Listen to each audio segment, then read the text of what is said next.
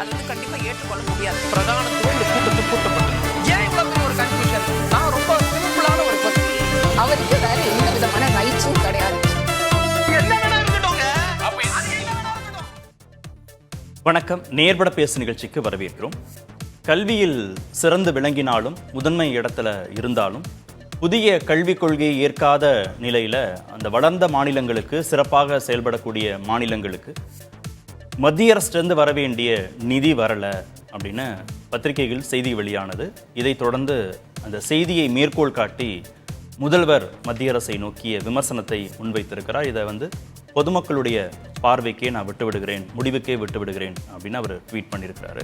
இதற்கு மத்திய அமைச்சர் திரு தர்மேந்திர பிரதானும் விளக்கம் கொடுத்திருக்கிறார். இதெல்லாம் தான் இன்றைய நேர்பட பேசுவின் பேசுபொருள். கல்வியில் வளர்ந்த மாநிலங்களுக்கும் நிதி கொடுக்க மறுக்கும் மத்திய அரசு, முதல்வர் ஸ்டாலின். அரசியல் ஆதாயங்களை விட மாணவர்களின் நலனுக்கு முக்கியத்துவம் கொடுங்கள், அமைச்சர் திரு தர்மேந்திர பிரதான். மு.க. ஸ்டாலின் வெர்சஸ் மத்திய அரசு, நிதி விவகாரத்தில் நீதி யார் பக்கம் அப்படிங்கிற தலைப்பில் பேசுகிறோம். மார்க்சிஸ்ட் கம்யூனிஸ்ட் கட்சியிலிருந்து திரு கனகராஜ் பங்கேற்றிருக்கிறார். அரசியல் விமர்சகர் திரு ரவி இணைந்திருக்கிறார். விரைவில் திமுகவுடைய எழும்பூர் சட்டமன்ற உறுப்பினர் திரு பரந்தாமன் இணைய இருக்கிறார். பாரதிய ஜனதா கட்சியிலிருந்து திருமிகு ராஜலட்சுமி பங்கேற்க இருக்கிறார். வணக்கம் விந்தல் அனைவருக்கும். திரு கனகராஜ், அரசியல் செய்யாதீங்க மாணவர்களுடைய கல்வி விவகாரத்தில் அப்படின்னு முதலமைச்சருடைய விமர்சனத்திற்கும் குற்றச்சாட்டுக்கும் மத்திய அமைச்சர் திரு தர்மேந்திர பிரதான் விளக்கம் கொடுத்திருக்கிறார். அதான் அரசியல் செய்கிறது யார் அப்படிங்கிறது தான் இங்கே அடிப்படையான பிரச்சனை. சர்வ சிக்ஷா அபியான் எப்போ வந்தது? ரொம்ப காலத்துக்கு முன்னால் வந்துருச்சு. நீங்கள் இப்போ சொல்கிற அது பேர் என்ன? சமைக்கிற சிக்கன் அவியலா ஏதோ ஒரு பேர் ஒன்று வச்சுருக்காங்க. சமக்கிர சிக்ஷா அபியானா. ஆமாம், அது எப்போ இம்ப்ளிமெண்ட் பண்ணுறீங்க? இப்போ தானே 2022 தானே. 2022க்கு முன்னால் அது கிடையாது. அப்போ ஏற்கனவே இருக்கிற ஒரு திட்டத்துக்குள்ள அந்த திட்டம் என்னது? 6 வயசுலேருந்து 14 வயசு வரை உள்ளவர்களுக்கு எல்லாத்துக்கும் கல்வி கொடுக்கணுங்கிறதுக்காக இருக்க ஒரு திட்டம். அந்த திட்டம்தான் இந்தியாவிலேயே ஒன்றிய அரசாங்கம் பண்ணுற இந்த 6 to 14க்கு பண்ணுற அதுக்காக கல்விக்காக செலவிடுற அதிகபட்சம். அனைவருக்கும் கல்வியை உறுதிப்படுத்துகிற திட்டம். இந்த திட்டத்தை முதல்ல அது 2 இருந்தது. சர்வ சிக்ஷா அபியான்னு ஒன்றும், அப்புறம் ராஷ்ட்ரிய மத்தியமிக் சிக்ஷா அபியான்னு 2 இருந்தது. 2ஐயும் கம்பைன் பண்ணி கொண்டு வந்தேன்னு சொன்னாங்க. இப்போ திடீர்னு என்ன பண்ணுறாங்கன்னா, ஒரு இந்தியா முழுவதும் அதிகபட்சம் ஒரு 14,000 பள்ளிகளை எடுத்து அந்த பள்ளிகளை மட்டும் நாங்கள் சிறப்பாக செய்ய போகிறோம். இப்போ அவங்களுடைய கணக்குப்படியே என்னன்னா, ஒட்டுமொத்தமாக இந்தியா முழுவதும் 14,500 பள்ளிகள் 5 வருடத்தில் அவங்க வந்து 20 லட்சம் பேர் பயன்பெறுவார்கள்னு சொல்கிறாங்க. ஒரு வருஷத்துக்கு எவ்வளவு? 4 லட்சம் பேர். ஒரு வருஷத்தில் இந்தியா முழுவதும் படிக்கிறவங்க எவ்வளோ பேர்? 26,52 லட்சம் பேர் இப்போ ஸ்கூலில் இருக்கிறவங்க. இதில் நீங்கள் ஒரு 1% கொஞ்சம் அதிகமான 1.5% கூட இல்லை, இந்த ஸ்டூடெண்ட்டை மட்டும் எடுத்து செய்ய போகிறோம் அப்படின்னு சொல்கிறாங்க. இதில் என்ன பிரச்சனைனா, இப்போ நேர் எதிராக மாநில கல்விக் கொள்கைக்கு எதிராக ஒரு விஷயத்தை இதில் திணிக்கணும்னு பொதுவாக இருக்கிற ஒரு திட்டத்துக்கு நான் நிதி கொடுக்க மாட்டேன்னு சொல்கிறாங்க. இதை எப்படி புரிஞ்சுக்கிறது? இதில் அரசியல் செய்வது யார்? அதுக்கு கொடுக்கலைன்னா, நான் வந்து பிஎம் ஸ்ரீக்கு நான் பணம் கொடுக்க மாட்டேன் அப்படின்னு சொன்னால் நியாயம். பிஎம் ஸ்ரீயை அமுல்படுத்தலைன்னா நான் தமிழ்நாட்டுக்கு பட்ஜெட்டே தரமாட்டேன்னு சொன்னால் ஏற்றுப்போமா? நம்ம என்ன கண்டிஷன் இது? இதை எப்படி செய்ய முடியும்? ஆக்சுவலாக நீங்கள் சம்பந்தமே இல்லாத ஒரு திட்டத்தை இன்றைக்கி தமிழ்நாடு எதுக்குதுன்னு தெரிஞ்ச ஒரு திட்டத்தை கொண்டு வந்து வைத்துக்கொண்டு அதன் காரணமாக இன்னொரு திட்டத்துக்கு இருக்கக்கூடிய பணத்தை நான் தரமாட்டேன் அப்படின்னு சொல்கிறதுக்கு பேர் என்னது? அதாவது அவர்களுடைய சொந்த பணத்திலிருந்தோ கட்சியினுடைய பணத்திலிருந்தோ அவர்கள் செலவழிப்பார்கள் என்றால் ஏன் பணத்தை கொடுக்கறதுக்கு இதெல்லாம் கண்டிஷன் சொல்கிறதுக்கு அவங்களுக்கு ரைட் இருக்குது. இது என்கிட்ட வாங்குறத நீங்கள் பயன்படுத்துகிறீங்க. இப்போ ஒரு திட்டம் வந்தால் கூட மாநில உரிமைகளை பாதிக்கிறது மாதிரி நீங்கள் அதை பண்ண முடியாது. ஏற்கனவே இருக்கிற திட்டத்துக்கு இதை கொண்டு வர்றதுங்கிறது இருக்கு இல்லையா?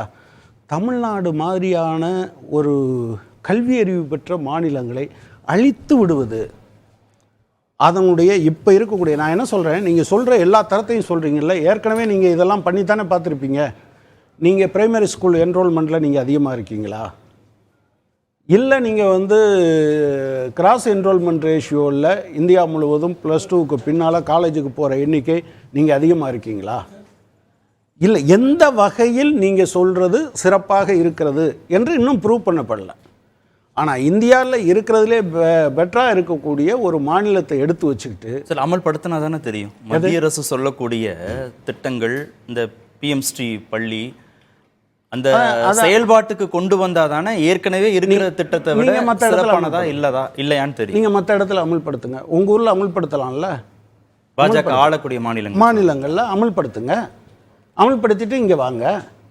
நீங்கள் அந்த பேரை சொல்லிக்கிட்டு இதுவரை நடைமுறையில் இருக்கக்கூடிய ஒரு திட்டத்தை ஒட்டுமொத்தமாக காலி பண்ணுறதுக்காக நீங்கள் பிஎம்ஸ்ரீ நான் தரமாட்டேன்னு நீங்கள் சொன்னீங்கன்னா ஓகே, நீங்கள் இதுதான் திட்டம், இதை நீங்கள் அமல்படுத்த மாட்டேன்றீங்க, எனவே உங்களுக்கு நான் பணம் தரமாட்டேன், அதை புரிஞ்சுக்கொள்ள முடியுது. ஆனால் ஒரு ஸ்கூலுக்கு தமிழ்நாட்டில் மொத்தமே ஒரு 300-400 ஸ்கூலுக்கு மேலே நீங்கள் தேர்ந்தெடுக்க மாட்டீங்க, அதானே அவங்க சொல்லி மாநிலத்திலேயே. ஆமாம், மாநிலத்திலேயே. அதில் கூட அவங்க என்ன சொல்கிறாங்கன்னா, இதில் கிராமப்புற பள்ளிகள்லாம் வராது, பெரும்பாலான பள்ளிகள் வராது. தமிழ்நாட்டில் ஆவரேஜ் ஸ்டூடெண்ட், அதாவது ஒரு 23,000 ஸ்கூலில் 13 லட்சம் பிள்ளைங்க ஆரம்ப பள்ளியில் படிக்கிறாங்க. அதாவது கவர்மெண்ட் ஸ்கூல் மட்டும் எடுத்துக்கிட்டிங்கன்னா ஒரு 56 பேர் ஆவரேஜ்னு வச்சுக்கோங்க.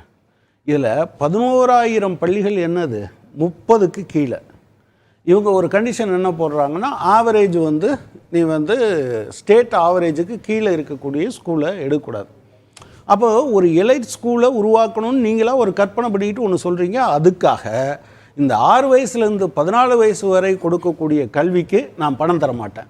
இந்த அரசாங்கத்தை இப்படி விட்டிங்கன்னா நாளைக்கு என்ன சொல்லுவாங்கன்னா, நீங்கள் பிஎம்ஸ்ரீயை ஏற்றுக்கலைன்னு சொன்னால் நான் வந்து இது தர மாட்டேன், எது ஜிஎஸ்டியில் பங்கு தர மாட்டேன்னு சொல்லுவாங்க. நீங்கள் ஏற்றுக்கொள்ள முடியுமான்னு கேட்குறேன் நான். சரி, பிஎம்ஸ்ரீ பள்ளிகள் மூலமாக மாணவர்களுடைய கல்வித்தரம் உயரும்னு மத்திய அரசு நினைக்கிறத நம்ம ஏன் விரோதமாக பார்க்கணும்? இல்லை, நீங்கள் அந்த நினப்பை நான் ஒன்றும் கொஸ்டின் பண்ணவே இல்லை.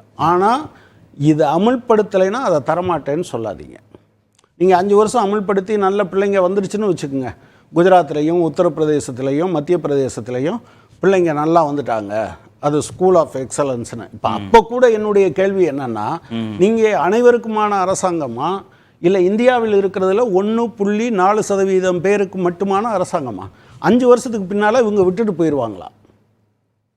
புரியுதா?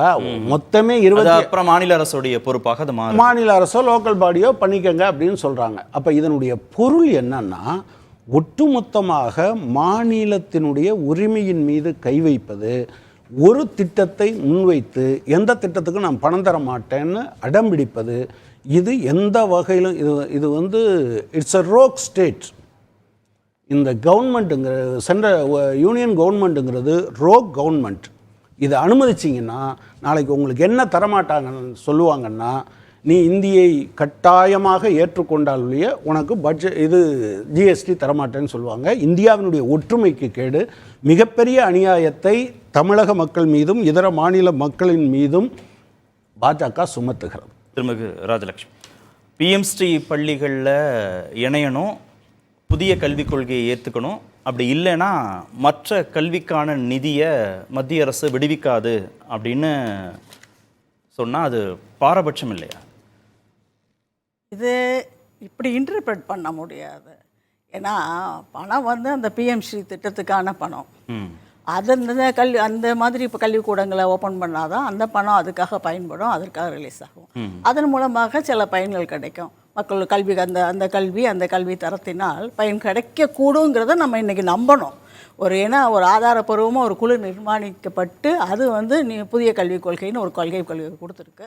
இதுக்கு முன்னால் கொடுத்த கல்விக் கொள்கைகள்லாம் இருந்திருக்கு. நமக்கு கல்விக் கொள்கைகள், நிதி கொள்கை, எல்லா கொள்கையிலும் மாற்றங்கள் வந்திருக்கு. அதை எடுத்திருக்கோம், அதில் நான் சக்ஸஸ்ஃபுல்லாக போயிருக்கு. ஆனால் சக்ஸஸ்ஃபுல்லாக போகலைனாலும் இம்ப்ளிமெண்டேஷன் ப்ராசஸில் நம்ம சில சமயம் வந்து இதை ஒரு 2 வருஷம் 1 வருஷம் பார்த்துட்டு இது இங்கே சரியாக வரலை அப்படின்னு கேட்கலாம். அதுக்கு சாத்தியக்குறை. பொதுவாக எடுத்த உடனேயே நாங்கள் இதை வேண்டாம் எங்களுக்கு அப்படின்னு சொல்லி, இல்லை மெயினாக எதிர்க்கிறது என்னன்னா ஹிந்தி திணிக்கிறாங்க அப்படின்னு. இந்த 60களில் கிந்தி திணிக்கிறாங்கன்னு சொல்லி தான் டிஎம்கே ஆட்சிக்கே வந்துச்சு. ஆனால் இன்னைக்கு மக்களோட எண்ணமே அதெல்லாம் எடுபடாது. இவங்க இப்படியே தான் சொல்லிட்டு இருப்பாங்க, இவங்க வீட்டு பிள்ளைங்கள்லாம் ஹிந்தி படிக்கிறாங்க, ஹிந்தி ஸ்கூல் நடத்துகிறாங்க, ஹிந்தி வச்சு நடத்துகிறாங்க, ஸ்கூல் நடத்துகிறாங்க, அதனால் நம்மளும் படிச்சுட்டா தான் பரவாயில்லங்கிறது எண்ணத்துக்கு மக்கள் வந்திருக்காங்க. அதனால் தேவையானவங்க தேவையான பொழுது எந்த லாங்குவேஜ் வேணுமோ ஹிந்தியாக படிச்சுக்கிறாங்க, ஜெர்மன் படிச்சுக்கிறாங்க, ஜப்பான். மத்திய அரசு கொண்டு வந்திருக்கக்கூடிய கல்வி சார்ந்த ஒரு கொள்கையை கட்டாயம் எல்லா மாநிலங்களும் ஏத்துக்கணும் அப்படின்னு வலியுறுத்துவதோ அழுத்தம் கொடுப்பதோ சரிதான். அதாவது அந்த கல்விக் கொள்கை வந்து பல காலமாக அது வந்திருக்கு, டிராஃப்ட் அவுட்லைன் வந்திருக்கு, அதை டிஸ்கஸ் பண்ணியிருக்கோம். அது போக அதுக்கு பரிந்துரைகள்லாம் கொடுத்துருக்கோம். அதெல்லாம் எடுத்திருக்காங்களா, நமக்கு அது சாதகமாக இருக்கிறதா, நம்ம மாநிலத்துக்கு அது பொருந்தும். இப்போ கல்வியில் நம்ம எங்கேயோ இருக்கோம். உலக அளவில் 57% மேல் படிப்புக்கு போகக்கூடிய மக்களை வந்து நம்ம மாணவர்கள் இருக்காங்க, தமிழ்நாட்டில் தான் இருக்காங்க. நமக்கு ஆவரேஜ் இந்தியா வந்து 25%, 26% தான் சொல்லுது. அதோட குறைச்சலாக தான் இந்த பிமாறு மாநிலங்கள்லாம் இருக்குது, பீகார், உத்தரப்பிரதேஷ் ஆகிய மாநிலங்கள் இருக்கிறது. இதை பார்த்தீங்கன்னா ஐரோப்பியன் லிஸ்ட்டுக்கோ அமெரிக்கா லெவலுக்கோ நம்ம தமிழ்நாடு இருக்குது. தமிழ்நாட்டில் நீங்கள் பார்த்தீங்கன்னா இதெல்லாம் வந்து இந்த புதிய கல்விக் கொள்கையை ஏற்றுக்கொண்டதாலோ பிஎம்ஸ்ரீ பள்ளிகளை இங்கே அமல்படுத்தினதாலோ அதனால் அடைஞ்ச வெற்றி இல்லையா? இது இந்த இலக்கு அடையலை இல்லையா? அவங்க 51% உயர்கல்விக்கு போகக்கூடியவர்கள் வேற, என்ன சப்ஸ்டன்ஸ் கொடுக்குறோங்கிறது வேற, அதுவும் இருக்கு. இப்போ நீங்க இந்த 6 வயதுலேருந்து 10 வயது தொடக்க கல்வி போறவங்க, அப்புறம் இடைநிலை கல்வி போறவங்க, மேல்நிலை கல்வி போறவங்க, அதே மாதிரி பெண் குழந்தைகள் தொடக்க கல்விக்கு, இடைநிலை கல்விக்கு, மேல்நிலை கல்விக்கு போறவங்க, பழங்குடியினர், பட்டியலினத்தவர், பிற்படுத்தப்பட்டோர், இஸ்லாமியர்கள், அப்புறம் கழிப்பறை செயல்பாடு பள்ளியில் எப்படி இருக்குது, மின்சாரம் எப்படி இருக்குது, இணைய தொடர்பு எப்படி இருக்குது, நூலகம், லேபு, விளையாட்டு மைதானம், ஒகேஷனல் கோர்சஸ் இதெல்லாம் எப்படி இருக்குன்னு ஒரு 20 விதமான காரணிகளை வச்சு தேசிய குடும்பநல அமைச்சகம் எடுத்த புள்ளிவரங்களில் கேரளா, தமிழ்நாடு, டெல்லி, மேற்கு வங்கம், பஞ்சாப் இந்த மாநிலங்கள் வந்து பாதிக்கும் மேலே ரொம்ப சிறப்பாக செயல்படக்கூடிய மாநிலங்களாக இருக்கிறாங்க. 20 காரணிகளில் 10 காரணிக்கு மேலே டாப்லேயே இருக்கிறாங்க. ஆனால் அவங்க 19 காரணியில் 11 காரணிகளில் இருக்குது. இதில் இவங்களுக்கு இந்த மாநிலங்களுக்கு அவங்க நிதி கொடுக்காம 8ல் தான் குஜராத் சிறப்பாக இருக்குது, 3ல் தான் உத்தரப்பிரதேசம், மத்திய பிரதேசம் சிறப்பாக இருக்குது, பீகார் 2ல் தான், 2 காரணிகளில் தான் சிறப்பாக இருக்குது. இவங்களுக்கு நிதி கொடுத்துருக்குறாங்கன்னா அப்போ இந்த மாதிரி சிறப்பாக செயல்பட்ட மாநிலங்கள் அப்படிங்கிறதுல அவங்களுக்கான எந்த விதமான கிரெடிட்டுமே இல்லையா? இது ஒரு பக்கம் இருக்குது. அதுக்கப்புறம் நிதி, அதாவது நிதிநிலை குழுக்கள், ஃபினான்ஸ் கமிஷன் ஒன்று எவ்ரி 5 இயர்ஸ் அப்பாயிண்ட் பண்ணுவாங்க. அவங்க தான் நிதி பகிர்வை தீர்மானிப்பாங்க. அப்போ வந்து என்னதுன்னா டேக்ஸ் கலெக்ஷன் ஒன்று, முதல்ல டேக்ஸ் கலெக்ஷன், பாப்புலேஷன் டென்சிட்டி, அவங்களுடைய பாவர்ட்டி ரேஷியோ இதெல்லாம் வச்சு கொடுத்துட்டு இருந்தாங்க. வர அந்த குறியீடுகளும் மாற்றி அமைக்கப்பட்டிருக்கிறது. இப்போ என்னன்னா ஒரு தேசிய குடும்பநல அமைச்சகம் எடுத்த புள்ளிவரம் தானே 2019. இல்லை, இது உண்மைதானே, அதை பொய்ன்னு சொல்லலை. தமிழ்நாட்டில எல்லாம் growth rate ஜாஸ்தியாக இருக்குது. ஆனால் growth rate ஜாஸ்தியாக இருக்க மாநிலங்களுக்கு கல்வி நிதி வழங்குவது குறைவாக இருக்கிறது. நீங்கள் பார்த்தீங்கன்னா 7%, 15%, நம்மளோட குறைச்சலாக தமிழ்நாடு, டெல்லி, மேற்கு வங்கம், பஞ்சாப் இங்கெல்லாம் எதிர்க்கட்சிகள் ஆள்றாங்க. இவங்கெல்லாம் சிறப்பாக செயல்பட்டாலும் நிதி குறைவு. ஆனால் குஜராத் பாஜக ஆளக்கூடிய மாநிலம், உத்தரப்பிரதேசம் பாஜக ஆளக்கூடிய மாநிலம், மத்திய பிரதேசம் பாஜக ஆளக்கூடிய மாநிலம், பீகார் நிதிஷ்குமார் இப்போ கூட்டணியில் இருக்கிறாரு. இவங்கெல்லாம் சிறப்பாக செயல்படலை. அந்த 20 காரணிகளில் 1-2ல் நல்லா வந்தால் கூட இவங்களுக்கு நிதின்னு சொன்னால் அப்போ பாஜக ஆளக்கூடிய ஆளும் மாநிலங்கள்ங்கிற ஒரு பாகுபாடோ இல்லை கூட்டணியில் இருக்கிற இல்லாத மாநிலங்கள் கல்வியை வந்து அரசியலாக பார்க்குற ஒரு கட்சி பிஜேபி கிடையாது. ஆனால் இங்கே என்னன்னு பார்த்தீங்கன்னா நம்ம ஏற்கனவே சிறப்பாக ஆள்ற மாநிலம் சிறப்பாக இருக்குது, கல்வி சிறப்பாக இருக்குது, வளர்ச்சி வந்து 15% இருக்குது, நிறைய ஜிஎஸ்டி கொடுக்குறோம், டேக்ஸ் கொடுக்குறோம், இதெல்லாம் உண்மை. ஆனால் இப்படி இருக்க மாநிலங்களோட ஒன்றுமே படிக்காமல் ஸ்கூலுக்கு போகிற ட்ராப் அவுட் நிறையா இருந்து பெண்கல்வி இல்லாமல் இந்த மாதிரி வளர்ச்சியே இல்லாமல் இருக்கிறத தூக்கி பிடிக்க வேண்டியது ஒரு நாட்டின் இன்டெகிரிட்டிக்கு கடமையாக இல்லையா? ஸோ அதற்கு செய்ய வேண்டியது ஒரு ரீஜனல் இம்பேலன்சஸ் இல்லாம செய்ய வேண்டாம்னு சொல்லல, கூடுதல் நிதி கூட கொடுக்கட்டும். இப்போ இங்க உயர்கல்விக்கு செல்வோர் எண்ணிக்கை 51% தமிழ்நாட்டிலனா இந்த மாநில அரசுக்கு என்ன இலக்கு இருக்கும்? இதை 100% மாற்றணும்னு தானே இலக்கா இருக்கும். இப்போ இந்த 20 காரணிகளில் நம்ம பாதிக்கு மேலே டாப் 3ல இருக்கோம், டாப் 4ல இருக்கோம். எல்லா 20 காரணிகள்லையும் நம்ம டாப்பாக வரணும்னு தானே இந்த மாநிலங்கள் நினைப்பாங்க. அப்போ அவங்களுக்கு நிதி வேண்டாமா? டாப்ல இருக்கிறோங்கிறது உண்மை. அந்த டாப்ல மற்றவங்களையும் கொண்டு வரோங்கிறது ஒரு தேசிய கொடுக்க வேண்டாம் இல்ல, அதை கொண்டு வர்றதுக்கு அவங்களுக்கு பணம் அதிகமா கொடுக்குறோம் அப்படிங்கிறத நம்ம வந்து அது ஒரு குறியீடா இல்ல. நிதியே கொடுக்கல, அதிகமான நிதி. பாஜக ஆளக்கூடிய மாநிலங்களுக்கு அதிகமான நிதி, பாஜக ஆளாத மாநிலங்களுக்கு நிதியே இல்ல அப்படின்னு அந்த புள்ளியோரம் சொல்லுது. துரதிருஷ்டவசமா பாஜக ஆண்டு கொண்டிருக்க மாநிலங்கள்ல அந்த வளர்ச்சிகள்லாம் குறைச்சலா இருக்கு. நீங்க பார்த்தீங்கன்னா இன்ஃப்ராஸ்ட்ரக்சர், ரோடு, இது எல்லாமே அங்க அதிகமா இப்ப டெவலப் பண்ணிருக்காங்க. குஜராத்ல 25 வருஷமா நீங்க ஆட்சி பொறுப்புல இருக்கீங்க, அப்ப உங்களுக்கு அக்கௌண்டபிலிட்டியே இல்லையா பாஜக? நீங்க பொறுப்பை ஏத்துக்க மாட்டீங்க. அதாவது இன்னைக்கு தென்னிந்தியா துரதிருஷ்டவசமான 25 வருஷத்துக்கு அப்புறமும் அதை தென்னிந்தியா, நீங்க தென்னிந்தியாவில் நீங்க என்ன பார்த்தீங்கன்னா எஜுகேஷன் நோக்கி ஓடுறவங்க ஜாஸ்தி. இன்னைக்கு இங்க இருக்க மக்கள், இங்க இருக்க பேரண்ட், அவங்களுடைய இது வந்து குஜராத் மாடல் தானே. குஜராத் மாடல்னா குஜராத் வந்து தொழில மாடல், உற்பத்தியில மாடல். அவங்க வந்து வெளியே அவங்க வந்து கல்வியில இல்ல, கல்வியில எஜுகேஷன் எதுக்குன்னு கேட்கறக்கூடிய ஒரு ஆட்டிடியூட்ல மக்கள் இருக்காங்க. உடனே பார்த்து 10th படிச்சா +2 படிச்சா அவங்க ஒரு பிசினஸ்ல கொண்டு வச்சு வருமானத்துக்கு பாக்குறாங்க. நம்ம ஊர்ல வந்து என்ன இந்த பக்கமா 4 MA 4 BA எல்லாம் போட்டுட்டு அதுக்கு மேல இன்னும் 2 டிகிரி வாங்கிட்டு 10,000 சம்பளம் கொடுத்தா கூட இதை வாங்கிக்கிட்டு இருக்க மக்கள் இருக்காங்க. சோ அந்த ஆட்டிடியூட் 50 வருஷமா ஆண்ட திராவிட கட்சிகளுக்கு கிரெடிட் கொடுக்குறீங்க. அதாவது திராவிட கட்சிகள் இல்ல, காங்கிரஸ் கவர்மெண்ட் 67லயே இந்த நிலை தாங்க வந்துருச்சு. 67ல இருந்து இப்படியே இருக்கு. 67ல உயர்கல்விக்கு செல்வோர் எண்ணிக்கை 81% இருந்துச்சு. 81% இல்ல, தமிழ்நாடு அப்பவும் உண்மையா தான் இருந்தது. கொடுக்கலாமா கொடுக்க கூடாது? நீங்க வந்து திராவிட கட்சிகளுக்கு கிரெடிட் கொடுக்கலாமா கொடுக்க கூடாது? அதாவது இன்னைக்கு இருக்க மக்களுக்கு கிரெடிட்டா, ஆட்சி செய்பவர்களுக்கு கிரெடிட்டா, திராவிட கட்சிகளுக்கு கிரெடிட்டா என்னன்னு கிடையாது. தமிழ்நாட்டுல கல்வி நல்லா இருக்கிறதுங்க நம்ம எல்லாம் சந்தோஷப்படுவோம். யார் அதை கெடுக்கல ஒரு அளவுக்குங்கிறதையும் சந்தோஷம். திரு பரந்தாமன், அரசியல் பண்ணாதீங்க மாணவர்கள் கல்வியில அப்படின்னு திரு தர்மேந்திர பிரதான் முதல்வருடைய விமர்சனத்திற்கு பதில் சொல்லியிருக்கிறார். நல்ல கருத்து. அந்த கருத்தை நான் வரவேற்கிறேன். அரசியல் பண்ணக்கூடாது. ஆனால் அவர் சொன்ன கூற்று அவருக்கு தான் பொருந்தும். இதில் யார் அரசியல் பண்ணுறா? 2 அரசாங்கங்கள், ஒன்றிய அரசாங்கம், மாநில அரசாங்கம். நீங்கள் மாநில அரசாங்கத்தை ஒரு கண்டிஷன்ஸை இம்போஸ் பண்ணும்போது, அந்த கண்டிஷனுக்கு நாங்கள் ஒத்து வர மாட்டோம்னு சொல்லும்போது அதற்கான ஸ்பேஸை யூனியன் கவர்மெண்ட் கொடுக்கணும். இந்த கல்வி பற்றின விஷயத்தை பொறுத்த வரைக்கும் மற்ற மாநிலங்களுக்கு இல்லாத ஒரு வரலாற்று தரவுகள் வந்து தமிழ்நாட்டுக்கு உண்டு. அதுவும் திராவிடியன் மூவ்மெண்ட்டுக்கு, திராவிட முன்னேற்ற கழக கட்சிக்கும் ஆட்சிக்கும் உண்டு. எப்படி கான்ஸ்டியூஷனை நடைமுறைப்படுத்துவதற்கு முன்னாடி கான்ஸ்டியூஷன் அசம்பிளி டிபேட் எப்படி நடந்ததோ அதுதான் கல்விக் கொள்கைக்கும் தமிழ்நாட்டுக்கும் ஒன்றிய அரசுகளுக்கான விவாதங்கள். அது நாடாளுமன்றத்தில் இருக்குது, சட்டமன்றங்கள் இருக்குது. இது ஒரு பெரிய நமக்கான ஒரு பயோகிராஃபி டெஃபினட்டாக இருக்குது. இது புதுசாக ஒரு இஷ்யூவை கொண்டு வந்து இன்றைக்கி ஒரு ப்ரைமரியாக டெஸ்ட் பண்ணுறதுக்காக ஒரு டிஸ்கஷனே கிடையாது. இதெல்லாம் டிஸ்கஸ் பண்ணி முடிந்த விஷயங்கள் தான் இது. இப்போ நான் என்ன கேட்குறேன், நீங்கள் வந்து தேசிய கல்விக் கொள்கை, இந்த கல்விக் கொள்கையில் நீங்கள் கையெழுத்து போட்டால் தான் நான் பணம் கொடுப்பேன் அப்படின்னு சொல்கிறது, இது வந்து வட்டிக்கு பணம் கொடுக்குற நிபந்தனை மாதிரி தான் இருக்குது. 2 கவர்மெண்ட்டுங்க இது. ஒன்றிய அரசாங்கத்துக்குன்னு மக்கள் கிடையாது, ஒன்றிய அரசாங்கத்துக்குன்னு லேண்டு கிடையாது. இது ஒரு ஃபெடரல் செட்டப். எல்லா மாநிலமும் சேர்ந்தாதான் அது இந்தியா.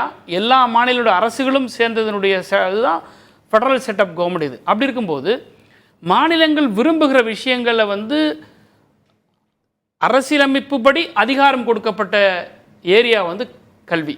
இது வந்து கன்கரண்ட் லிஸ்ட் இருக்கு. ஒரு சில இடங்களில் வந்து மத்திய அரசு சொல்கிறதான் கேட்கணுன்னும் போது அது கட்டாயம் அரசியலமைப்பு சொல்லும்போது நம்ம கேட்டுதாகணும். பாதுகாப்பு, வெளியுறவுத்துறை, இதெல்லாம். பட் ஆனால் கல்வி அப்படிங்கிற போது உங்களுக்கு மாநில அரசுகளுக்கான ரோல் தான் மிகப்பெரிய ஒரு ரோல். ஏன்னா அரசியலமைப்பு சட்டத்திலே வந்து ஆர்டிக்கல் 21ல் அடிப்படை கல்வியும் சரி அல்லது வந்து பள்ளி கல்விகளும் சரி, இது எல்லாமே வந்து மாநில அரசினுடைய கண்ட்ரோல்லையும் மாநில அரசினுடைய கட்டுப்பாட்டில் இருக்கணும். அது மூலிமா தான் வரணுன்றதே வந்து நமக்கு விதிக்கப்பட்ட ஒரு விஷயம். நீங்கள் ஹையர் எஜுகேஷன் வரும்போது யூஜிசி வரும்.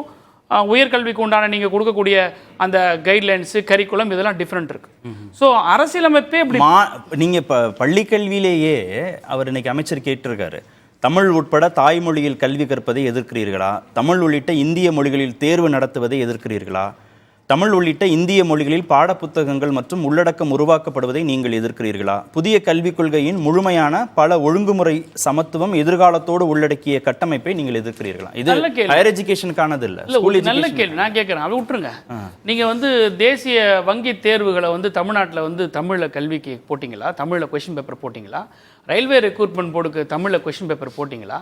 யூபிஎஸ்சிக்கு நீங்கள் வந்து தமிழில் கொஷின் பேப்பர் போடுறீங்க. இதெல்லாம் வந்து ஒரு கட்டங்களில் போராட வேண்டிய சூழ்நிலை ஏற்பட்டது. இவ்வளோ பேசுகிற ஒன்றிய அரசு நீங்கள் எல்லா மொழிகளும் வந்து மாநில மொழிகள் வந்து பிராந்திய மொழிகள் வந்து அஃபிஷியல் லாங்குவேஜாக 22 மொழிகள் இருக்கும்போது எல்லா மாநிலங்களும் சேர்ந்தவங்க வந்து ஒரு சென்ட்ரல் கவர்மெண்ட்டோட எக்ஸாமினேஷன் எழுதும்போது எல்லா மாநிலங்களும் கேள்வித்தாள் இருக்கா?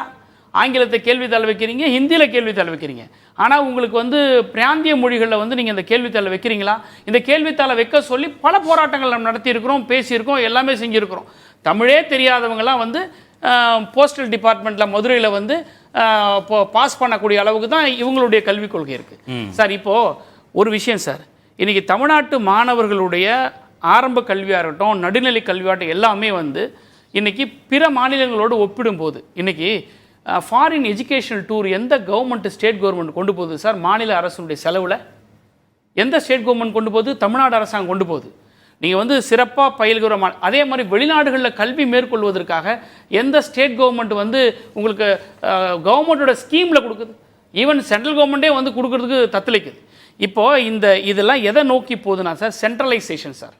நீங்கள் வந்து சென்ட்ரலைஸ் பண்ணி ஒரு நேஷனல் அசஸ்மெண்ட் சென்டரை உருவாக்க போகிறீங்க.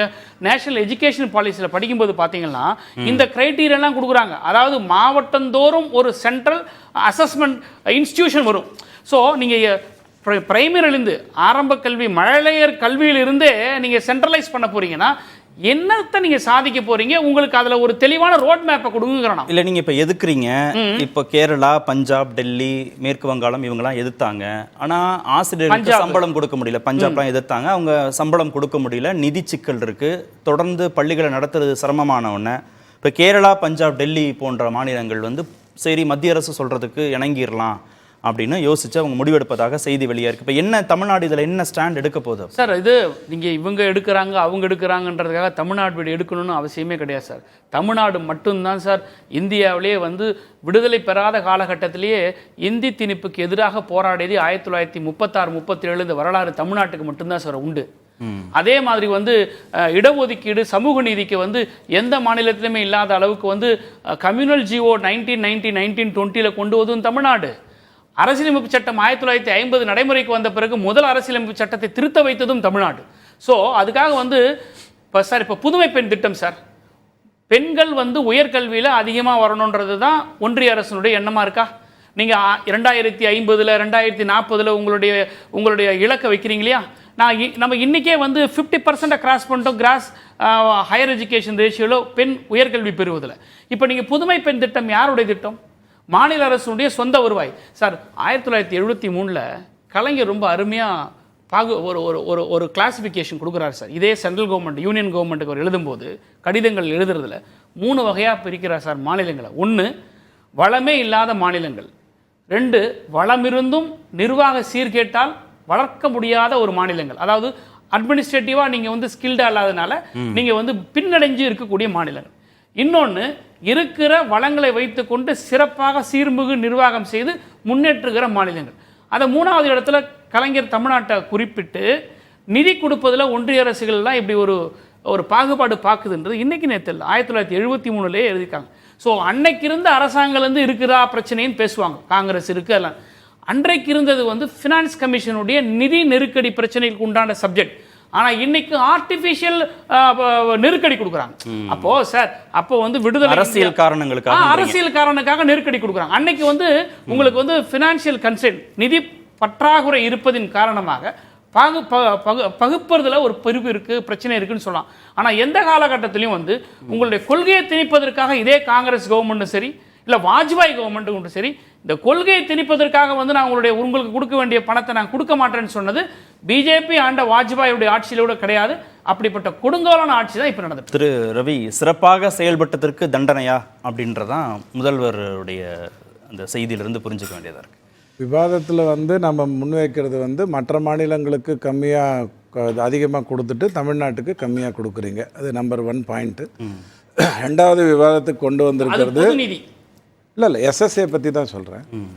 ரெண்டாவது முக்கியமாக பேசுகிறது வளர்ந்துருக்கிற நிலையில் தமிழ்நாட்டை ஒடுக்குறீங்களா அப்படிங்கிற அந்த கேள்வியை வைக்கிறீங்க. மூணாவது பிஎம்சி அப்படிங்கிறதுல தான் இந்த மும்மொழி கொள்கை அப்படிங்கிறது வருதுங்கிறது. மூணும் தனித்தனியாக பிரிச்சுப்போம். ஐயா சொல்லும்போது சொன்னார் 2008லேயே இவருடைய மன்மோகன் சிங் ஆட்சியிலேருந்து இந்த எஸ்எஸ்ஏங்கிறது வந்துடுது. பெயர் மாற்றம் செய்யப்பட்டது காலகட்டத்தெல்லாம் மறந்துட்டு நிதி அப்படிங்கிறது 2019லேருந்து இப்போ 2023-24 வரைக்கும் எந்தெந்த மாநிலங்களுக்கு எஸ்எஸ்ஏ மூலமாக கொடுக்கப்பட்டிருக்கிறது அப்படின்னு நம்ம பார்த்தோம்னு சொன்னால் 2019-20 யூபி தமிழ்நாடை விட அதிகமாக ஏதாவது மாநிலங்களுக்கு கொடுக்கப்பட்டிருக்கு. பேர் மாற்றினாலும் 2019லேருந்து 23 வரைக்கும் ஒரே மாதிரி இருந்திருக்குங்கிறத நான் உங்களுக்கு புரிய வைக்கிறேன். பேர் மற்ற முக்கியம் இல்லைங்கிறதுக்காக நான் சொல்கிறேன். அடிப்படையில் தமிழ்நாட்டை விட அதிகமாக ஏதாவது மாநிலங்களுக்கு பணம் போயிருக்கு அப்படின்னு கேட்டிங்கன்னா பீகாருக்கு போயிருக்கு, மத்திய பிரதேஷ்க்கு போயிருக்கு, உத்தரப்பிரதேஷ்க்கு போயிருக்கு, ராஜஸ்தானுக்கு போயிருக்கு. இதில் மத்திய பிரதேஷ் மட்டும்தான் நீங்கள் சொல்லக்கூடிய 23 வருடங்களாக பிஜேபி ஆள்கின்ற ஒரு மாநிலம். உத்தரப்பிரதேஷ் இப்போது சமீபத்தில் தான் நம்ம இதுக்குள்ளேயே வரோம். மாநிலத்தை ஆளுகிற அடிப்படையில் குஜராத் கம்மியாக தான் வந்திருக்கு. அதனால் சொல்கிறேன். இப்போ 4985 கோடி 2019-20 உத்தரப்பிரதேஷ்க்கு கொடுத்தாங்க. 2023-24 4276 கோடி கொடுத்துருக்காங்க. ஸோ பெரிய மாற்றம் இல்லை. தமிழ்நாட்டுக்கு 1769 கோடி கொடுத்துருந்தாங்க. இப்போ 1876 கொடுத்துருக்காங்க. பெரிய மாற்றம் இல்லை. பீகாருக்கு 3266 கோடி 2019-20 கொடுத்துருந்தாங்க. இப்போ 2020 இந்த கூட்டணினாலன்னு சொல்லிடாதீங்க. ஏன்னா 2023-24 4241 கோடி கொடுத்துருக்காங்க. மத்திய பிரதேஷுக்கு நான் ஒரு 4 மாநிலம் தான் உங்களுக்கு சொல்கிறேன். மத்திய பிரதேஷுக்கு 2561 கோடி கொடுத்துருந்தாங்க. இப்போ 2981 கோடி கொடுத்துருக்காங்க. இதுக்கான டாக்குமெண்ட் நான் உங்ககிட்ட கொடுத்துட்றேன். இப்போ கேள்வி, எஸ்எஸ்ஏவை பொறுத்த வரைக்கும் அது பெயர் மாற்றப்பட்டிருந்தாலும் பெயர் மாற்றப்படலைன்னாலும் மாநிலங்களுக்கு கொடுக்கறதுல பெரிய மாற்றங்கள் 2019லேருந்து 23-24 வரைக்கும் வரலைங்கிறத நம்ம முதல்ல புரிஞ்சுப்போம். நம்மளை விட 4 மாநிலங்களுக்கு அதிகமாக கொடுத்துருக்காங்க. ஜிஎஸ்டியில் நம்மளை விட அதிகமாக மகாராஷ்டிரா கொடுத்துருந்தாலும் மகாராஷ்டிரா கொடுத்துருக்கிறது தமிழ்நாட்டை விட கம்மியாக. எஸ்எஸ்ஏ அலாட்மெண்ட் பற்றி மட்டும் நான் பேசுகிறேன். இப்போ அடுத்தது நீங்கள் பேச வேண்டியது என்ன அப்படின்னு சொன்னால், மும்மொழி கொள்கையை நீ புதிய கல்விக் கொள்கையில் இணைந்து கொண்டால் மத்திய அரசு நிதி தரும்ன்றதான் அதுதான் அடுத்த நெருக்கடி. அதுக்கு இது வரைக்கும் நான் தொடர்ந்து கேட்குறேன். 15/3/2024 ஒரு கடிதம் இங்கேருந்து தமிழ்நாட்டிலேருந்து மத்திய அரசுக்கு போகுது. எனக்கு 3வது 4வது தவணையை கொடுங்க. நான் பிஎம்சி ஸ்கூல்ஸை பொறுத்த வரைக்கும் நாங்கள் ஒரு committee அமைச்சிருக்கோம்.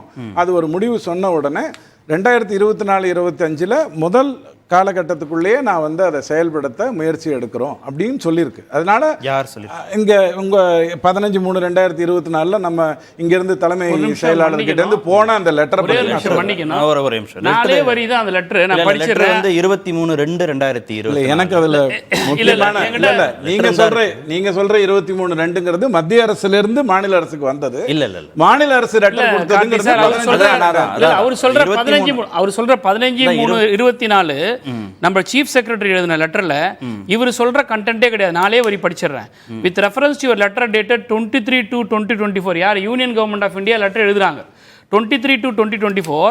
I would like to inform that the state of the Tamil Nadu is very keen to sign the MOU for establishing the PM school in the state. In this regard, a state level committee headed by School Education Secretary has been constituted.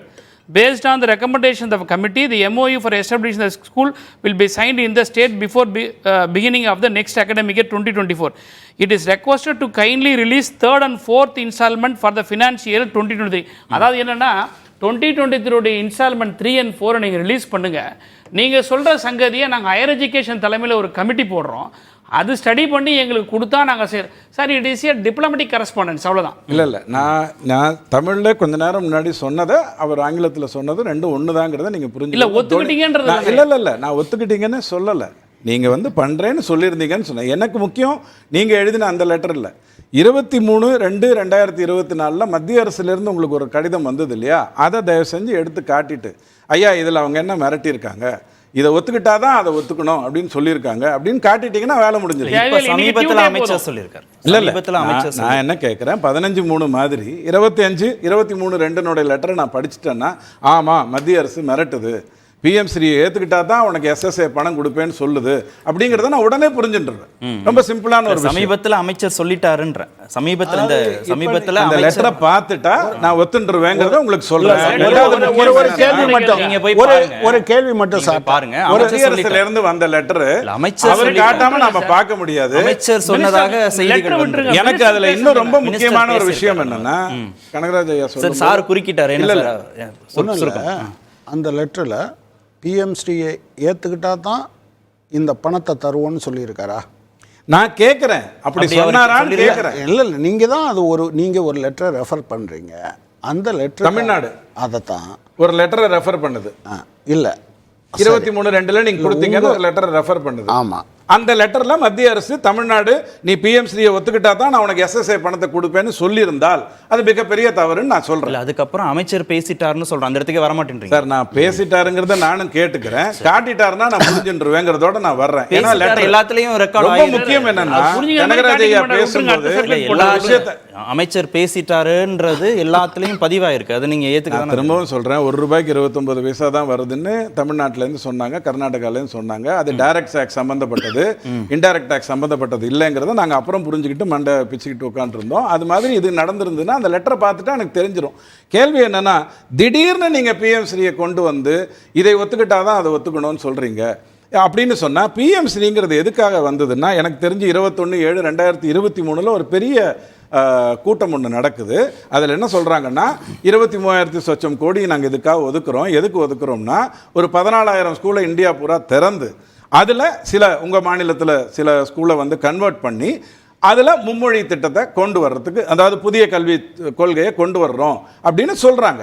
நீங்கள் வந்து இல்லைங்க, எங்கள் மாநிலத்தை பொறுத்த வரைக்கும் ஏழைகள் வந்து 3வது மொழி படிக்கிறதுக்கு வாய்ப்பு கிடையாது, கொடுக்க முடியாது, அரசு பள்ளிகளில் நாங்கள் அந்த மாதிரிலாம் கொடுக்க மாட்டோம் அப்படின்னு சொல்லிட்டீங்கன்னா மத்திய அரசு உங்களை எப்படி நிர்பந்திக்க முடியாது. ஆமாங்க, ஏழைகளுக்கு தமிழ்நாட்டில் வந்து அரசு பள்ளி கூடங்களில் வந்து 3வது மொழியை படிப்பதற்கு வாய்ப்பே இல்லை அப்படிங்கிறத நான் ஒத்துண்டுருவேன். ஆனால் நீங்கள் திரும்ப புரிஞ்சிக்க வேண்டியது என்னென்னா, இந்திய வரலாற்றிலேயே இந்த புதிய கொள்கையில் தான் 2020 தான் முதலாக தாய்மொழியில் படிக்க வேண்டும் அப்படிங்கிறது வலியுறுத்தப்பட்டது. அதுக்கு முன்னாடி தாய்மொழியில் தான் படிக்க வேண்டும், இருமொழி கொள்கைங்கிறது தாய்மொழியில் தான் படிக்க வேண்டும்ங்கிற வலியுறுத்தலோடு வரல. அதை நம்ம முதல்ல புரிஞ்சுக்கணும். அப்போ இங்கே வந்து தாய்மொழியில் தான் படிக்க வேண்டும், அதற்கு பிறகு ஆங்கிலம் நீங்கள் எப்படியுமே வச்சுருக்கீங்க, அது நல்ல விஷயம். 3வது மொழி படிப்பதற்கான வாய்ப்பு ஏழை மாணவர்களுக்கு அரசு உயர்நிலை பள்ளிகளில், அரசு பள்ளிகளில் ஏற்படுத்த வேண்டும்ங்கிறது தான் நம்ம எடுத்து கேட்குறோம். இல்லை அதில் என்னன்னா, ஒரு மாநில அரசு அந்த மாநிலத்திற்கான தனிப்பட்ட கல்விக் கொள்கையை வடிவமைப்பதற்கு முழு அதிகாரம் கொண்டு கண்டிப்பா இருக்கு. அதில் தலைமைச் செயலாளர் வந்து திரு பரந்தாமன் படிச்சு காமிச்ச மாதிரி, நாங்கள் வந்து ஆர்வமாக தான் இருக்கிறோம் உங்களோட ஒப்பந்தம் செய்து கொள்வதற்கு. ஆனால் இது சம்பந்தமாக நாங்கள் வந்து ஒரு மாநில அளவிலான எஜுகேஷன் செக்ரட்டரியை வச்சு ஒரு குழுவை அமைச்சு இது வேணுமா வேணாமான்னு முடிவெடுக்கக்கூடிய தன்மைக்கு வந்த பிறகு நாங்க முடிவெடுக்கிறோம்னு சொல்றாரு. நாடாளுமன்றம்ங்கிறது எப்படி ஒரு கடைசி வரி ரொம்ப முக்கியம். ஆமா, 2024-25 இந்த பர்டிகுலர் காலகட்டத்துக்குள்ள அதை கொண்டு வருவதற்கான ஏற்பாடு பண்றோம். இதெல்லாம் ஒரு கருத்து தான்.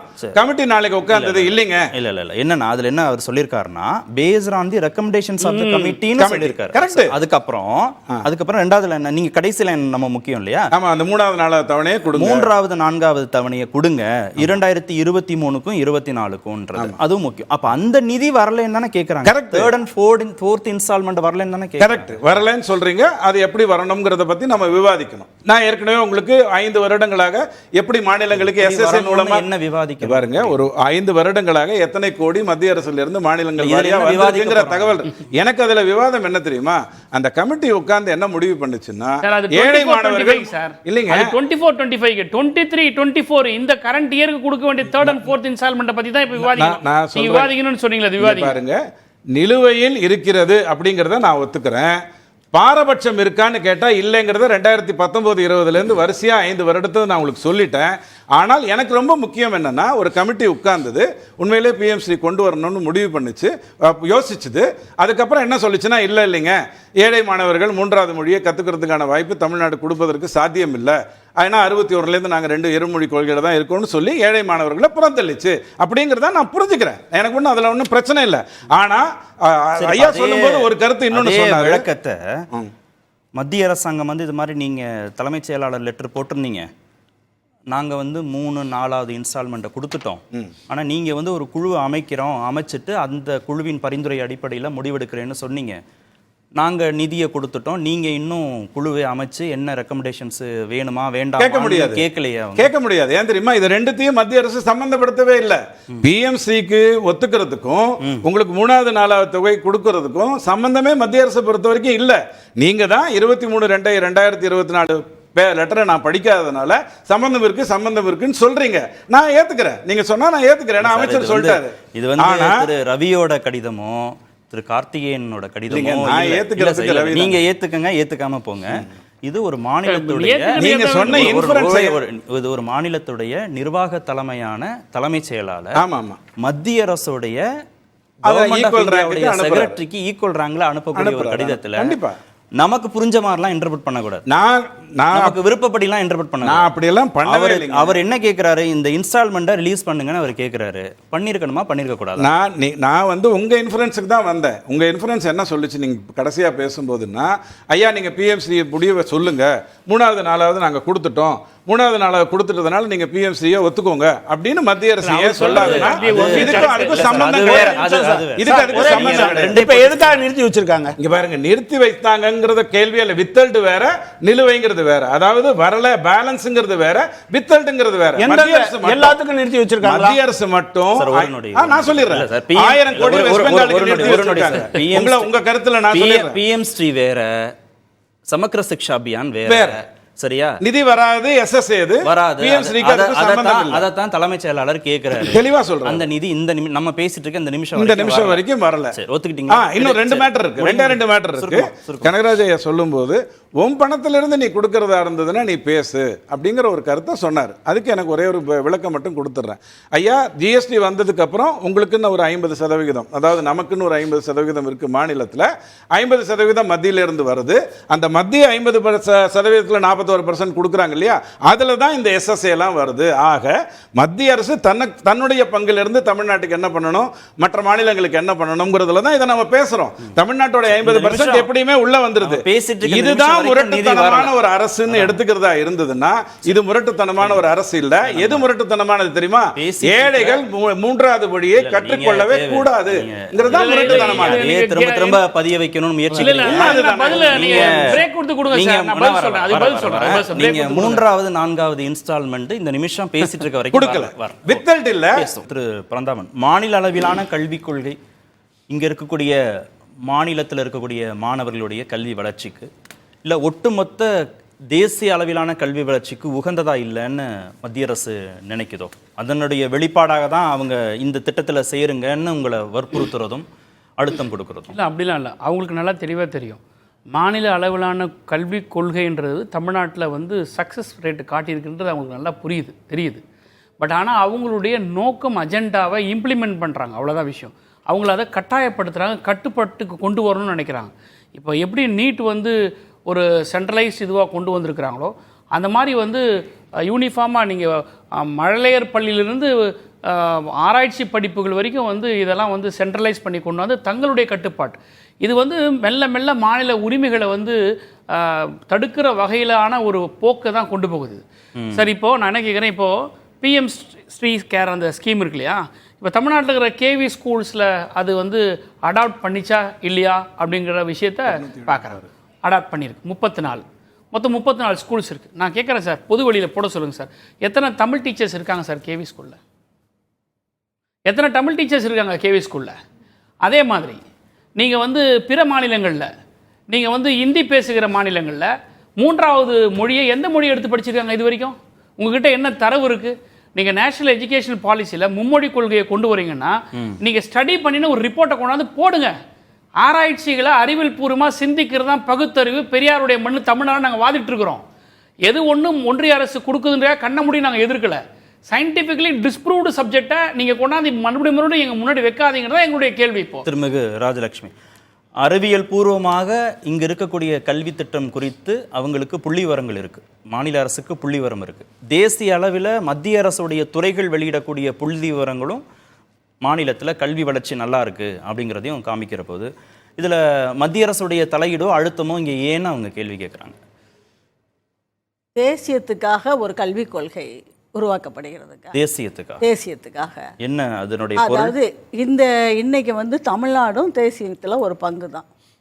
ஆக்சுவலாக அதில் அதனால தமிழ்நாடு வந்து எங்க விலகி நிற்கிது தேசிய எங்கே விலகி, அதாவது நாங்கள் ஒரு லெவலுக்கு மேலே போயிட்டோம், அதனால வந்து எங்களுக்கு அது வேண்டாம் அப்படின்னு சொல்கிறது ஒரு முறை, ரைட்டா? அடுத்தது வந்து இந்த மும்மொழி கொள்கைன்னு சொல்லி ஒரு அரசியலாக்குறது இன்னொரு முறை. இந்த மும்மொழிங்கிறத நீங்கள் ஏன் இந்த திருவள்ளூர் பக்கத்தில் இருக்கிறவங்க எல்லாருக்கும் தெலுங்கு வரும், கேரளா பக்கத்தில் கன்னியாகுமரி டிஸ்ட்ரிக்ட் மலையாளம் வரும். இந்த லாங்குவேஜ் எங்கள் மினிஸ்டர் முருகன் கூட அது சொல்லியிருக்காரு. இந்த மாதிரி லாங்குவேஜை நீங்கள் ஏன் படிக்கக்கூடாது, ஈஸியாக படிச்சிருவாங்க, உங்களுக்கு தெரியும் ஏற்கனவே. இப்படி கூட நீங்கள் அதை ஒரு இன்டர்பிரிட்டேஷன் கொடுக்கலாம். அது இல்லாமல் இந்த நீட்டை வந்து நீட் வந்து இன்றைக்கி எப்படி போகுது, என்ன பார்க்க போகுதுங்கிறது தமிழ்நாடு கவர்மெண்ட்டுக்கு இன்னும் அதை மக்களுக்கு சொல்லலை. ஆனால் இப்போ 2 வருஷம் தான் மக்கள் நீட்டுன்னு ஒன்று இருக்குதுன்னு சொல்லிட்டு ஸ்டூடெண்ட்ஸ் புரிஞ்சுருக்காங்க, அதுக்கு படித்து நிறையா தேர்வு விகிதம் அதிகமாகிடுச்சு. அதுக்கு முன்னால் இல்லை நீட்டு கிடையாது. தேசியங்கிறதுல என்ன கூடுதலாக மத்திய அரசோட திட்டம் மூலமாக மாநிலங்களுக்கு உள்ளே போக போகுது? தேசியம் அப்படின்றது மூலமாக என்ன? தேசியம்ங்கிறதுல புதுசாக ஒரு எக்ஸ்பர்ட் கமிட்டி வச்சு அதுக்காக தமிழ்நாட்டுக்கு மட்டுமானதோ கேரளாவுக்கு மட்டுமானதோ கிடையாது. இன்னைக்கு கேரளாவில் ஒரு சிஸ்டம் ஆஃப் எஜுகேஷன் இருக்கு, தமிழ்நாட்டில் ஒரு கல்வின்னு ஒரு வார்த்தை, பொது வார்த்தை, அதாவது அதுல தேசியம்னு ஒரு வார்த்தை வந்து கொஞ்சம் விலகி நிற்கிற மாதிரி தெரியுது. என்னன்னு கேட்குறேன். விலகி நிற்கிறது கிடையாதுங்க, ஒன்றுபடுத்தி ஒரு நீ எக்கனாமிக் தேசிய பொருளாதார கொள்கை இருக்கு, தேசிய எக்ஸ்போர்ட் கொள்கை இருக்கு, அது மாதிரி தேசிய கல்விக் கொள்கையும் இருக்கு. நீங்கள் அவங்க தேசிய கல்விக் கொள்கைன்னு ஒன்று கொடுக்கும்போது உடனே மாநில கல்விக் கொள்கையை டிராஃப்ட் பண்ணுறதுக்கு ஒரு கமிட்டி போடுறோம். இதை மாதிரி ஒன்னொன்றுத்துக்கும் போட்டு அதை நீங்கள் முதலே ஒரு ரெக்கனாக வச்சுட்டு அதை கொடுத்துட்டு இதை கொடுத்துட்டு இதை எங்களுக்கு சரியாக இருக்கா பார்த்து சொல்லுங்கள், இதை இன்க்ளூட் பண்ணுங்கன்னு சொல்லிட்டா அது வேற போயிடுச்சு. அது இல்லாமல் புறக்கணிக்கிறாங்க, அதாவது மொத்தமாக புறக்கணிக்கிறதுக்காக ஒரு கமிட்டியை போடுறாங்க. அவங்க என்ன சொல்கிறாங்கன்னா பழைய 10+2 இருக்கட்டும் அப்படின்னு சொல்கிறாங்க. அது நல்ல அடுத்தது இந்த மும்மொழி கொள்கை நமக்கு சரியே வராது அப்படிங்கிறாங்க. ஏன்னா அது வந்து இதை வச்சு கொஞ்ச நாளைக்கு அரசியல், இது நிச்சயமா ஒரு அரசியல் நோக்கம். கனகராஜ், தேசியம்ன்ற அந்த குடையின் கீழ் கல்வியை கொண்டு வரணும், அதனால நாடு முழுவதும் புதிய கல்விக் கொள்கையை அமல்படுத்த வேண்டிய தேவை இருக்கு. அப்புறம் திரு ரவியும் திருமிகு ராஜலட்சுமியும் பேசின இன்னொரு விவகாரம் மும்மொழி கொள்கை. அதை ஏற்க மாநில அரசு மறுக்கிறதுனால தான் சிக்கல் வருது. இந்த மும்மொழி கொள்கைங்கிற இந்த பம்மாத்தெல்லாம் இங்கே வேண்டாம். யூபியில், மத்திய பிரதேசத்தில், குஜராத்தில் என்ன 3வது மொழி கற்பிக்கிறீங்க டேட்டா பிரகாரம் சொல்லணும், பொதுவாலாம் சொல்லக்கூடாது. எந்த டேட்டாவும் எந்த அஃபிஷியல் இதுலேயும் இல்லை, அதனால் அவங்க இல்லை.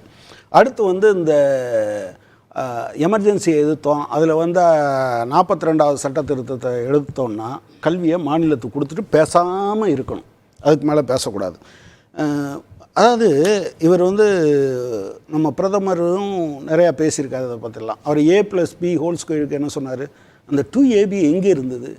கிளைமேட் சேஞ்சை உலகமே அறிஞர்கள்லாம் போட்டு தேடிட்டு இருக்காங்க. அவர் என்ன சொல்கிறாரு, கிளைமேட் ஒன்றும் சேஞ்ச் ஆகலை, நம்மளுடைய அணுகுமுறை தான் மாறி இருக்கு அப்படின்னாரு. முதல் பிளாஸ்டிக் சர்ஜரி பண்ணிக்கிட்டவர் யாராம்?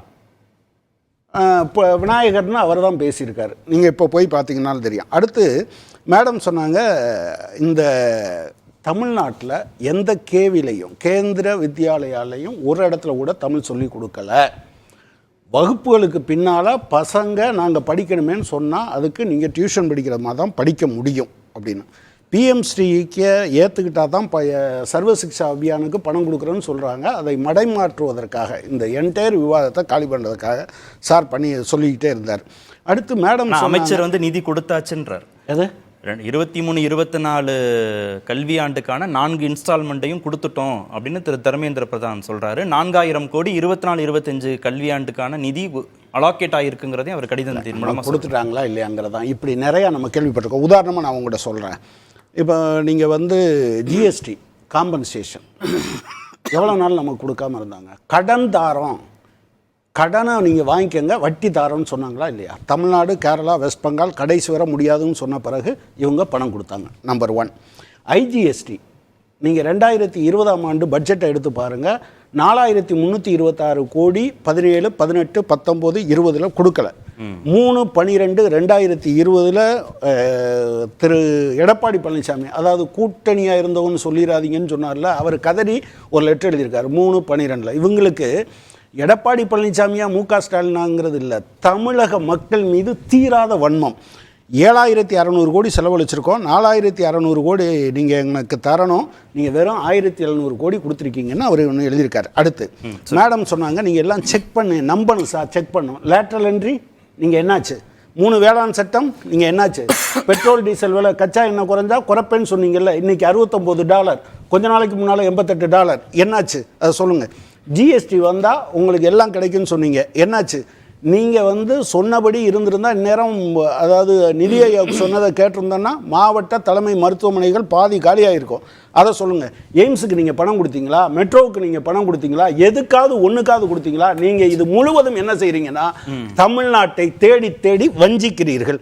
அப்புறம் சார் சொன்னார், இல்லை அதுக்கான அரசியல் நோக்கம் புரியல. நான் திருப்பி வரேன். தமிழ்நாட்டை தேடி தேடி மத்திய அரசு, பாஜக அரசு வஞ்சிக்கிறதுனா இல்லை, இப்போது பரந்தாமன் ஐயா சொல்லும்போது ஒன்று சொன்னார், ஃபினான்ஸ் நெருக்கடி இருந்ததுங்க அந்த காலத்தில், காங்கிரஸ் காலத்தில், அதனால தாங்க கொடுக்க முடியல.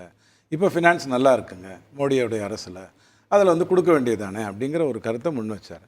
என்னோடய கேள்வி என்ன அப்படின்னா, அதுக்கு நியாயமான காரணம் நீ பதில் என்ன சொல்லணும்னா, நான் என்னுடைய 40 வயசு வரைக்கும் டேக்ஸ் கட்டிகிட்டு இருந்தேன் உங்களை மாதிரி எல்லாரும் மாதிரி. ஆனால் அந்த டேக்ஸ் மத்திய அரசுக்கு போகாமல் இருந்தது, மாநில அரசுக்கு போகாமல் இருந்தது, நிதி நெருக்கடி வந்தது. ஜிஎஸ்டி வந்ததுக்கப்புறம் நான் டேக்ஸ் கட்டினா அது அரசுக்கு போகுது. அதனால் இப்போ பணம் நிறையா கலெக்ட் ஆகுது. நிறைய பணம் கலெக்ட் ஆகும்போது கொடுக்க முடியும் அப்படிங்கிற கேள்வி வருது. 12,400,000 கோடி கடன் வாங்கி 12/4/2024 எஸ்எஸ்ஏ உடைய ஒரு கூட்டம் உங்களுக்கு சேனலுக்கு நான் அனுப்பி வச்சுருக்கேன். அதில் எல்லா மாநிலத்தையோடையும் உட்கார்ந்து பேசுகிறாங்க. நீங்கள் கடிதம் எழுதினது எப்போ 15/3 நிலுவைத் தொகை வரணும்னு 12/4 கொடுத்துட்டு அதில் தமிழ்நாட்டுக்கு என்ன சொல்லியிருக்காங்கன்னா, ஸ்பில் ஓவர் அமௌண்ட் 155 கோடி போன வருஷம் கொடுக்க வேண்டியது கொடுக்காம விட்டது 155 கோடி, இந்த வருஷம் 592 கோடிங்கிறது வரும் அப்படிங்கிறத டிக்ளேர் பண்ணியிருக்காங்க. ஸோ இது வித்தல்ட் இல்லை, பிடிச்சு வைத்திருக்கிற இதில் நிலுவைத் தொகை தான் அப்படிங்கிறத நம்ம புரிஞ்சுக்கிறோம். மூணாவது 5 மாநிலம் மட்டும் இந்த கேள்வியை கேட்குது, ஆனால் மற்ற மாநிலங்கள் எல்லாம் ஒத்துக்கொண்டிருக்கு அப்படிங்கிறத நம்ம பார்க்குறோம். கேந்திரிய வித்யாலயாவை பற்றி எனக்கு ஒன்றே எக்ஸ்பிளைன் பண்ணுங்கள். கேந்திரிய வித்யாலயா பள்ளிங்கிறது பல மாநிலங்களிலிருந்து டிரான்ஸ்ஃபர் ஆகி வரக்கூடியவங்க படிக்கக்கூடிய ஒரு பள்ளின்னு தான் நான் படிச்சிருக்கேன், எனக்கு தெரியும். கேந்திரிய வித்யாலயாங்கிறது மத்திய அரசு தமிழ்நாட்டுக்கு தொடங்கிய ஒரு கல்வி இல்லை, இந்தியா பூரா வெளி மாநிலங்களிலிருந்து வரக்கூடியவங்களுக்கு. 25% தமிழ் யாருக்கு 25% சாமானிய மனிதர்களும் படிக்கலாம். படிக்கலாம், தமிழ்நாட்டை சேர்ந்தவங்க தான், அவங்களுக்கு தமிழ் வேணும் தானே. நான் அப்படி பார்த்தா கான்வென்ட் ஸ்கூல்ல 25% ஏழை மாணவர்களுக்கு சீட்டு கொடுக்கணும் அப்படின்னு இருக்கு. அது கொடுக்கலங்கிறது அவன் பிரைவேட் சார், அவன் பிரைவேட், நீங்க கவர்மெண்ட். இது ஏன் வரி பணம்? ரெண்டாவது, இது ஏன் வரி சந்தர்ப்பத்துல ஒரே ஒரு விஷயம், இன்னைக்கு நடந்த ஜிஎஸ்டி கூட்டத்துல ஐஜிஎஸ்டில எந்தெந்த மாநிலங்களுக்குலாம் அது கொடுக்க வேண்டிய அமௌண்ட்டை விட அதிகமா நாங்க செலவு பண்ணிருக்கோம்ங்கறத டிக்ளேர் பண்றேன் நிர்மலா சீதாராமன் நம்ம சொல்லிருக்காங்க. நாளைக்கு ஒரு பத்திரிகையில தமிழ்நாடு எத்தனை அதிகமாக பெற்றுக் கொண்டிருக்குங்கிற தகவல் வரும். நன்றி. நிகழ்ச்சியில் பங்கேற்ற அனைத்து விருந்தினருக்கும் நன்றி. நேர்பட பேச நிறைவு. பிரதான கூட்டத்தில் கூட்டப்பட்டு